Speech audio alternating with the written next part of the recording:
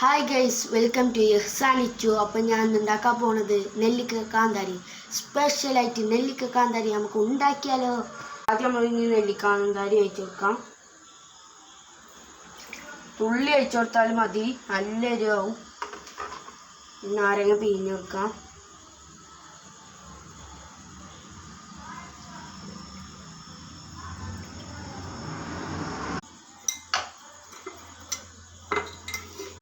ഞാൻ ഉപ്പിട്ട് കൊടുക്കാം.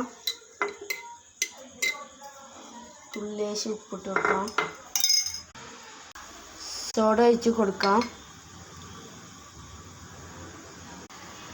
ഇളക്കി കൊടുക്കാം.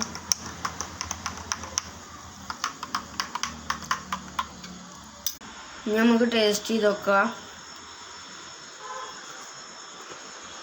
എൻ്റെ മോനെ സൂപ്പറായിട്ടുണ്ട്. ഈ വീഡിയോ ഇഷ്ടപ്പെട്ട ലൈക്ക്